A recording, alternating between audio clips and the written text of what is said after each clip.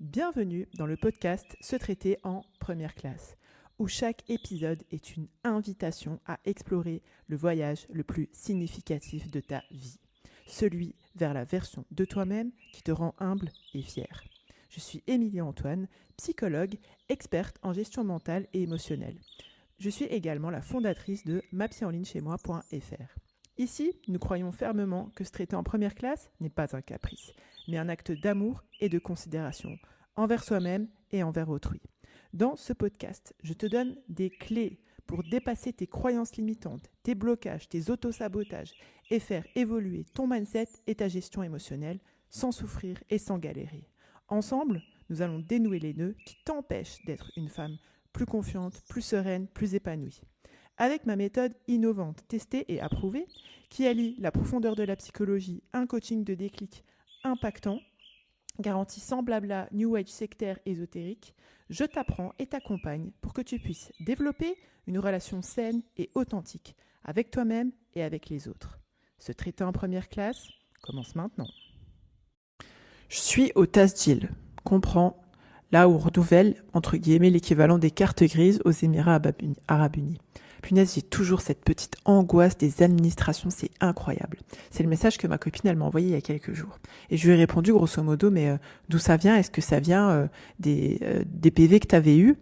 Et parce que, alors là, ici, moi, je sais que ça m'avait grave traumatisée parce qu'en 2021, quand j'avais renouvelé mon visa de 3 ans pour la première fois, j'avais découvert à ce moment-là que j'avais une somme astronomique de fines, de PV. Et pour moi, ça avait été... ça avait été un traumatisme. Et elle me dit non, je dirais pas que c'est des amendes parce que je les ai eues que cette année. Mais cette angoisse, elle dit, et c'est depuis que je suis arrivée ici, et là elle parle des angoisses.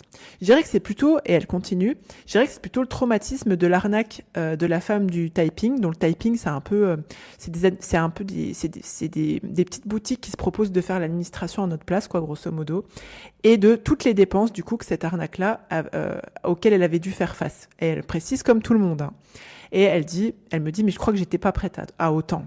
Même si, au final, elle reconnaît que ça s'est bien passé. Quand elle m'a envoyé le message, elle était donc au ce qu'on appelle le Tasjil, c'est là où on fait les cartes grises aux Émirats. Elle me dit ça s'est bien passé, malgré qu'elle doit réparer, parce qu'on fait un espèce de contrôle technique avant de refaire l'équivalent de la carte grise qu'on refait tous les ans. Et elle me dit, même si j'ai des réparations et que je dois refaire le contrôle, là elle me dit voilà, ça va, ça s'est bien passé. Mais elle précise, ça n'empêche que je suis toujours angoissée et que dès que je dois faire des papiers maintenant.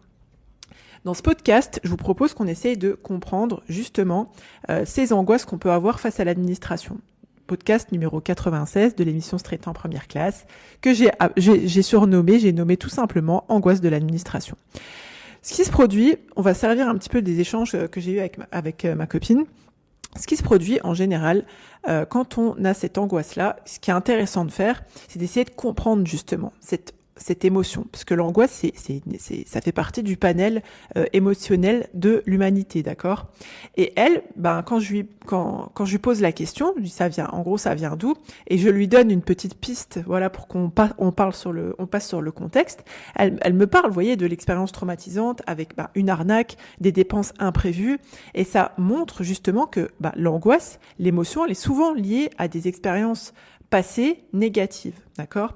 Je me rappelle, j'ai une patiente aussi pendant longtemps. Elle a eu des crises d'angoisse. À chaque fois qu'elle sortait, elle avait des crises d'angoisse parce qu'en fait, elle avait été victime de violences conjugales, mais vraiment, tout est hardcore, hein, mais vraiment un stade où elle a failli perdre la vie. Et du coup, après, elle avait développé cette peur d'aller dans les magasins parce que au fond d'elle, elle avait peur de croiser son ex-mari. Donc souvent, c'est lié à des expériences, et c'est intéressant de faire du lien, parce que si on ne fait pas le lien, on est juste submergé par l'angoisse, en se sentant totalement impuissante face à celle-ci. Et ce qui se produit aussi quand on a de l'angoisse comme ça, c'est qu'on a aussi la peur. Alors, c'est-à-dire qu'il y a une partie de notre cerveau qui va réactiver, si je peux dire ça comme ça, l'expérience passée négative, mais il y a aussi une partie de notre cerveau qui a pas envie, voire même qui a peur de revivre les émotions qu'on a vécues à l'époque. Là, par exemple, dans le cas de ma copine, elle avait eu de la déception, parce que la femme qui l'avait arnaquée, elle pensait qu'elle pouvait lui faire confiance, de la colère, et je me rappelle très bien, elle avait eu de la colère, plus de colère vis-à-vis d'elle-même que vis-à-vis de cette femme-là. Elle était en mode, je me suis encore fait avoir, et bien sûr, cette cette peur du manque, enfin surtout que, bon, je pense que c'est valable pour tous les êtres humains, mais quand on est en expatriation, etc., ben voilà, on n'a pas trop ce sur quoi, c'est pas le même système que celui où on a été habitué en France. Donc il y avait cette peur du manque. Et il y avait cette crainte aussi dans l'angoisse de revivre, vous voyez, des émotions entre guillemets négatives, si je peux dire ça comme ça. Et ça peut rester profondément ancré en nous. Et puis, quand on a de l'angoisse aussi, il peut arriver avec cette angoisse-là, la peur de pas supporter. La peur, avec cette idée inconsciente de se dire, mais est-ce que je vais être capable de gérer une situation similaire à l'avenir? Il y a une partie de nous qui est pas certaine de ça. Surtout quand on n'a pas fait ce travail d'introspection, de compréhension, etc. Et souvent, on se dit, le problème aussi quand on a cette angoisse-là, et c'est un mécanisme, comment dirais-je, un faux mécanisme de défense, c'est un mécanisme qu'on observe en tout cas chez beaucoup de personnes qui ont de l'angoisse. Elle se et ce mécanisme-là, il escalade, c'est-à-dire que il crée encore plus d'angoisse. C'est souvent, on se dit que ah ben non, je devrais pas réagir comme ça. Alors là, c'est pas le cas de ma copine, bon parce qu'on se voit souvent quoi. Mais souvent, ce que j'observe chez d'autres femmes que j'ai eu l'opportunité d'accompagner, c'est le fait de se blâmer en fait. Ah, mais là, par exemple, dans le cas de ma copine, ça aurait pu être, elle est au TASGIL, elle ressent l'angoisse en mode, mais non, tout va bien, je devrais pas réagir comme ça, etc. Je devrais me sentir confiante, je devrais placer ma confiance en Dieu, etc. Et souvent, quand on s'adresse des reproches comme ça, ça ne fait que alimenter cette angoisse-là, parce que ça alimente cette incompréhension latente de pourquoi il m'arrive ça en fait. Non seulement je me reproche une émotion, mais en plus je ne comprends pas pourquoi elle arrive. Mais cette angoisse, elle est finalement le signe que quelque chose de profond n'a pas été digéré. Je suis pas en train de dire ceci étant que, bon, je pense qu'on a toujours des choses à digérer, tout au long de sa vie, si je puis dire, mais ça veut pas dire que si t'as encore de l'angoisse après, t'as pas fait le boulot, etc., il faut pouvoir avoir cette perspective de ce qui s'est passé, de l'amont, si je peux dire ça comme ça, et d'être capable de gérer aussi quand ça arrive, ok? Pour que tu puisses reconnaître justement les signes et les symptômes de l'angoisse administrative, en général, on dénote 4 types de signes. Il y a les signes physiques, les signes émotionnels, j'allais dire c'est peut-être ceux qui prennent le plus de place, mais quand même les physiques, ils font un peu flipper. Les signes physiques, émotionnels, ce qu'on appelle en psychologie les signes cognitifs, et les signes comportementaux. C'est-à-dire que quand tu as de l'angoisse administrative, ce qui va se produire, c'est que en général, tu te sens nerveuse, tu as de l'appréhension, t'essayes d'esquiver, bon ça c'est pour le comportemental, désolé, la nervosité, de l'appréhension et ce sentiment en fait d'impuissance, d'accord ? Et en général, qu'est-ce qui se produit ? Pourquoi on a cette angoisse administrative ? En général, on a des pensées intrusives. Donc là, c'est plutôt ce qui relève de ce qu'on appelle la sphère cognitive. Donc des pensées négatives, des pensées intrusives qui vont des choses que tu te dis ou que tu imagines, qui vont du coup faire que comme tu es nerveusement, tu es prise, tu as aussi des difficultés à te concentrer. Donc ça, c'est du domaine du cognitif. Et puis, il y a un autre mécanisme qui se met en place aussi. C'est une espèce d'anticipation excessive de ce qui pourra arriver, ce qu'on appelle du coup l'anxiété. Et du coup, quand tu vas avoir tout ça, qu'est-ce qui va se produire ? Dans ton comportement, tu vas chercher à procrastiner. Tu vas éviter, autrement dit, ces tâches administratives-là.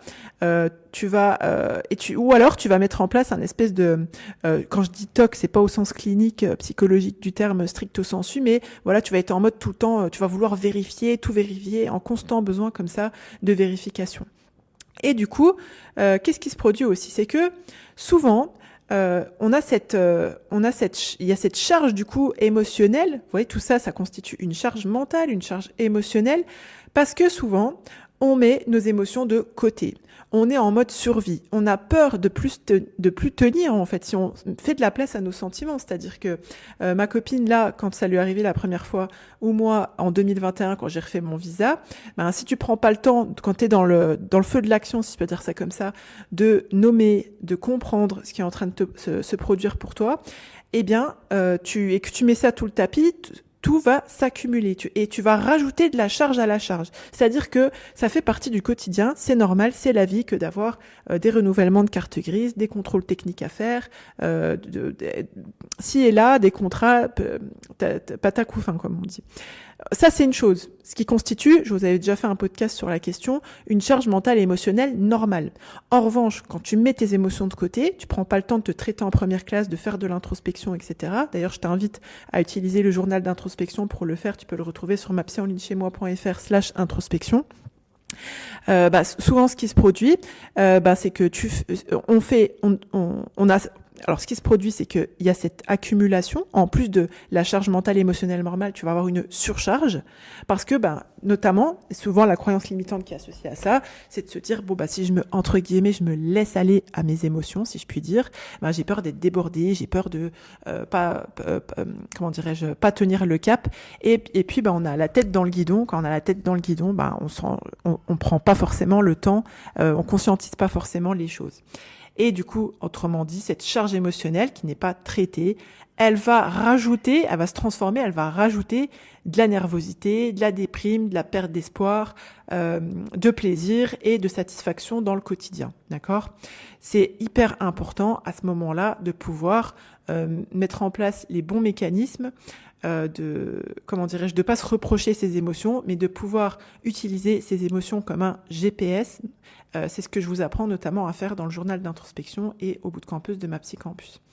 Pour pouvoir gérer maintenant, j'espère que vous avez compris un petit peu pourquoi on a de l'angoisse administrative. En général, vous avez compris, c'est lié à notre histoire, c'est lié à notre passé et c'est lié à comment on a vécu les choses à l'époque. D'accord ?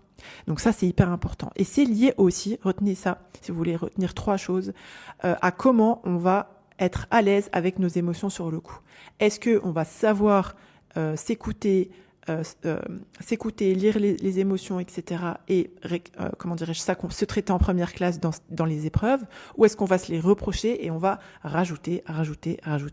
L'idée, tu l'as bien compris, pour gérer l'angoisse administrative, c'est vraiment d'apprendre à mieux se connaître, à développer la conscience de soi, de l'intention dans la manière dont on se traite, de pouvoir se relaxer dans ces moments-là. D'ailleurs, je vous donne un petit tip, c'est ce que j'avais dit à ma copine ce jour-là et que je conseille souvent, cette technique de relaxation, de respiration pour apaiser le système nerveux qui s'appelle la respiration en 5, 7, 8. Donc tu inspires sur 5, tu retiens ta respiration sur 7 secondes et tu expires sur 8 secondes. Donc ça, c'est un petit tip comme ça que je te donne. Et évidemment que quand tu planifies, quand tu organises, tu vas te sentir beaucoup moins stressé, justement. C'est une manière, je pense, de se traiter en première classe, justement. Alors, on parle pas d'être dans l'over-checking, etc., dont je vous parlais tout à l'heure, mais bien d'avoir ne serait-ce qu'un rappel quand tu as ton contrôle technique ou ton renouvellement d'assurance ou que sais-je, d'avoir comme ça, hop, t'enlèves ça de ta tête, tu mets ça dans ton téléphone ou dans ton agenda, que sais-je, voilà, tu as une planification, et ça, c'est un truc que je dis souvent, et une organisation qui te sert et non pas dont toi tu es esclave, d'accord ? L'angoisse administrative, je voudrais ajouter ça aussi, retiens bien ça, c'est que c'est une réaction qui est courante, d'accord ? Il y a quand même pas mal de personnes qui sont touchées par ça. Moi, j'avoue, c'est pas non plus ma tasse de thé. C'est pas non plus au point où j'ai des angoisses, mais ça peut être anxiogène pour moi aussi, pour des raisons qui appartiennent à mon histoire, si je puis dire. Mais vous avez compris que là, savoir faire avec ses émotions, savoir développer des stratégies pour se traiter en première classe sur le coup, c'est capital. Donc si tu ressens de l'angoisse administrative, je t'invite vraiment à prendre le temps d'explorer tes émotions d'une manière qui te serve. D'accord ? Qui te sert, pardon. Je ne sais plus parler français. D'ailleurs, j'en profite parce que souvent, quand je parle du journal d'introspection, je sais que vous vous dites, ouais, mais en gros, c'est bon, moi je sais, je fais du journaling déjà, etc. Je sais comment ça se passe, etc. Et du coup, là, je voulais vous partager le retour, le témoignage que j'ai reçu d'une utilisatrice du journal d'introspection. Donc, elle m'a envoyé ce mail, c'était hier. Je voulais te remercier du fond du cœur d'avoir pris attendez, non, ça c'est moi qui lui ai répondu. Voilà. Elle me dit, tout d'abord, j'ai l'habitude depuis l'enfance d'écrire quand ça va pas et déposer mes pensées, mes émotions et mes états d'âme. Le journal d'introspection m'a apporté beaucoup plus que le travail d'écriture que je fais depuis des années. Sa méthodologie m'a permis de faire la part des choses, de réfléchir autrement, de faire davantage preuve de discernement, notamment en cas d'émotions fortes. Un autre avantage du journal, c'est que je suis davantage consciente de mes émotions et surtout sur le fait qu'elles sont bénéfique. Quand ça me chatouille, ça me pique ou ça me secoue, le journal me permet de faire la part des choses de manière plus objective, d'ajuster ou de modifier des décisions ou de me renforcer. Avant, j'avais l'impression que je subissais les situations. Aujourd'hui, alhamdoulilah, je suis consciente que je peux agir et j'ai confiance en mes ressentis. Enfin, un truc qui a fondamentalement changé en moi, c'est la culpabilité. Je me disais régulièrement, mais pourquoi tu t'énerves? Pourquoi t'as pas dit ça ou ça? Pourquoi t'as pris cette décision? Bref, c'était une boucle, une impasse dans laquelle je me sentais enfermée et qui me mettait dans un mal-être. Clairement, j'ai toujours un carnet ou mon téléphone et j'active le mode journaling. Et alhamdoulilah, c'est une ni'ama, c'est un bienfait. Je suis en colère et sereine ou triste et sereine et j'ai découvert que c'était possible grâce à cet outil. Et je me suis rendu compte que j'ai intégré dans ma tête la méthode du journal. Ça, c'est un retour que j'ai eu aussi aujourd'hui. La méthode du journal d'introspection. Et ça a impacté ma perception dans les situations et je remercie Émilie d'avoir créé cet outil qui aide à être plus autonome émotionnellement, à s'enrichir de nos émotions. Ça, je sais que ça doit exploser dans votre tête et je recommande à toutes les femmes, elles continuent, de se procurer le journal d'introspection. Donc, vous pouvez le retrouver sur mapsienlignechez-moi.fr/journal. Et elle dit, c'est à la fois pour moi un thermomètre et un GPS qui s'ajuste au fil de l'eau. Donc voilà, je la remercie d'avoir témoigné parce que, et c'était son intention aussi qu'elle m'a précisé dans le mail, que plus de personnes puissent y accéder. J'aimerais beaucoup avoir vos retours sur ce podcast. Dis-moi en commentaire, est-ce que ça te parle, l'angoisse administrative? Est-ce que c'est quelque chose que tu as déjà vécu, que tu as déjà ressenti, que tu as déjà observé? Est-ce que tu avais conscience de tout ce qui se jouait dans ces angoisses administratives-là? Si tu es sur Apple Podcast ou Google Podcast ou dans la plateforme, une plateforme qui te permet de noter, ben, tu peux noter. D'ailleurs, je remercie à toutes les personnes qui font des reviews, des commentaires, etc. sur YouTube. Je lis tout et autant que faire se peut, j'essaye de répondre à tout. Donc vraiment, ça nous fait hyper plaisir, c'est encourageant pour nous. Pensez à vous abonner, bien sûr, à profiter du journal d'introspection. Merci de votre écoute et de votre attention. Au plaisir de revenir dans vos oreilles. C'est Émilie Antoine. Je vous ai présenté le podcast Se traiter en première classe. Je déboule chaque semaine pour vous donner du concret, des explications, des conseils pour que vous puissiez vivre davantage en fonction de vos aspirations et non en fonction de vos peurs, de vos blocages, de vos croyances limitantes. C'est tout pour moi. Pensez bien que vous êtes la première personne à bénéficier du crédit que vous accordez à votre existence. Et je vous dis à bientôt. Bye bye. Si tu es prête à donner un tournant à ta vie et à embrasser pleinement l'idée de te traiter en première classe, je t'invite à rejoindre ma Psycampus. C'est le pas décisif vers une version de toi-même plus sereine, plus confiante, plus épanouie. Sur ma Psycampus, tu commenceras par découvrir les fondations de la maîtrise mentale et de la gestion émotionnelle, posant ainsi les bases saines de ton évolution. Ensuite, tu embarqueras sur un voyage transformateur qui te révélera comment accueillir ton unicité et cultiver une paix intérieure face aux défis de la vie. Tu apprendras à forger de la confiance et à vivre en harmonie avec ta nature profonde, tout en affirmant tes convictions, tes valeurs, tes principes avec bien plus d'assurance. Tu recevras les clés pour prendre des décisions judicieuses et structurer ta vie de façon à ce qu'elle reflète fidèlement tes aspirations, tes valeurs et tes principes. Tu seras guidé vers la maîtrise de ta sérénité intérieure et l'expression de ta grâce naturelle. Je te fournirai, étape par étape, une méthode pour devenir une femme non seulement capable d'agir conformément à ses ambitions, mais aussi de célébrer son épanouissement personnel, professionnel et spirituel. Avec ma méthode alliant la profondeur de la psychologie à un coaching de déclic garanti sans blabla, New Age sectaire ésotérique, tu passeras de la théorie à la pratique, te dotant des outils nécessaires pour une évolution tangible. Et c'est sans risque. Si après avoir activement participé et suivi tous les modules, les rendez-vous individuels, les rendez-vous groupés de coaching, de cercle, en live ou en replay, et planter les graines des exercices proposés, tu ne constates aucune amélioration, nous nous engageons à te rembourser intégralement. Le seul risque que tu prends en nous rejoignant sur ma Psycampus, c'est de te transformer en une version plus épanouie, plus confiante, plus sereine de celle que tu es. Pour commencer ce voyage transformationnel, rends-toi sur mapsyenlignechez-moi.fr/mapsycampus. MAPSYCAMPUS. Ensemble, sur ma Psycampus, nous allons débloquer ton potentiel et te guider vers une version de toi inspirée et inspirante. Tu es la première personne à bénéficier du crédit que tu accordes à ton existence. À très bientôt sur ma Psycampus.